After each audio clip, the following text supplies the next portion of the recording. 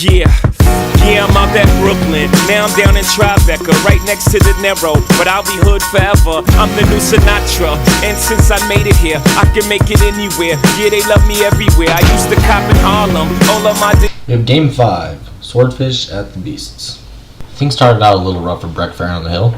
Colton receivers led off the inning with a ground rule double. Yep. And then after walking a ground out, Jake Folsom hits an RBI single to the right side, and the score is 1-0. Colton receivers got up and took Breck Farron deep for a second home run of the season, and the score was 4-0. Breck Farron stayed in the game and made a costly error and a ball hit back to the pitcher. And Colton receivers got up and took him deep again, and the score was 6-0.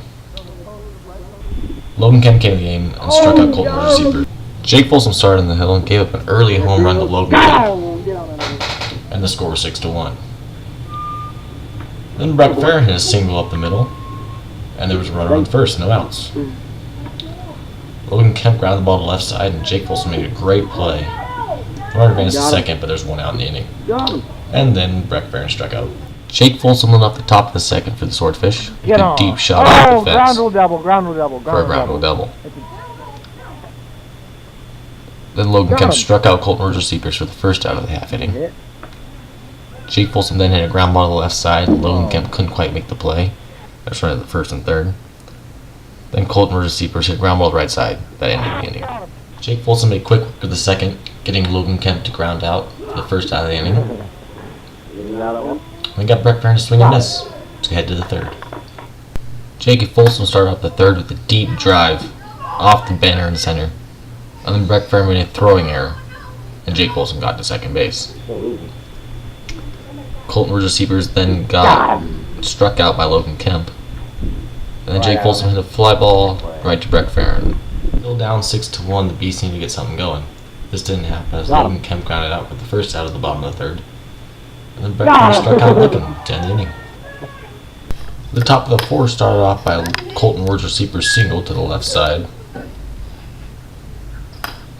Then after a walk, Colton receivers grounded out to the left side as well. Then Jake Folsom struck out to head to the bottom of the fourth. The bottom of the fourth was a wild one. With the run on first, Breck Farron hit a two-run shot, and the score was 6-3. Then Logan Kemp came up and smashed a double into the corner. With the runner on second base, Breck Farron hit a single, moving runners to first and third.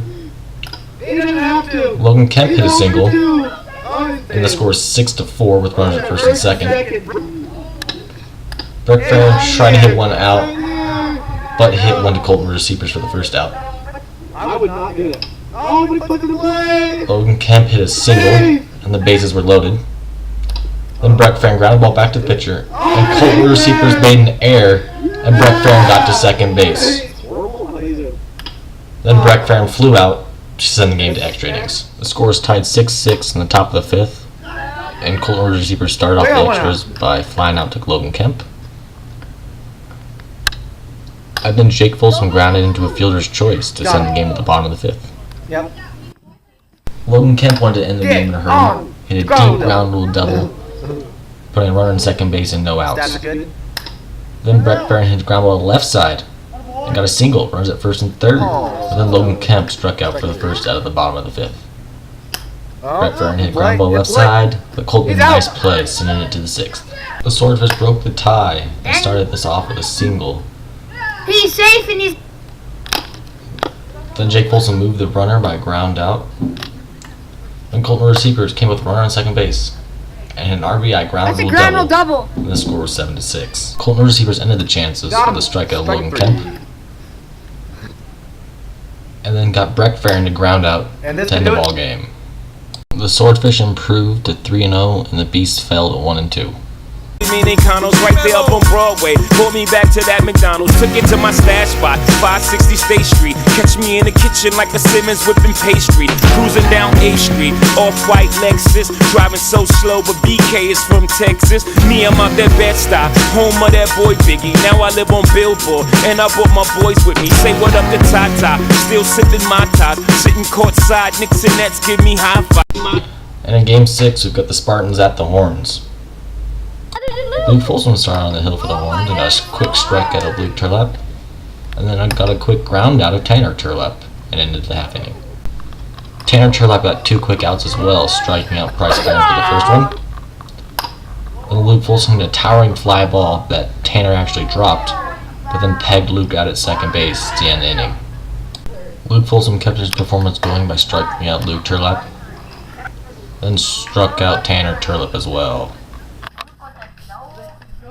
Price Farron led off the bottom of the second for the Horns by hitting a double, putting a runner at second base with no outs. Luke Folsom came up and hit a deep shot, a 2-run home run, his first of the season. Price Farron then struck out for the first of the inning. Luke Folsom hit a blooper that dropped for a base hit, and he squeezed past Luke Turlap for a double. Then Price Farron struck out to end the inning.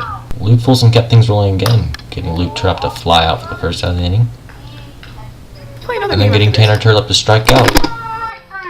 Tanner Turlap made quick work of the third, getting Luke Folsom to strike out for the first out, and then after a Price Farron walk, he got Luke Folsom to ground out again for the second out.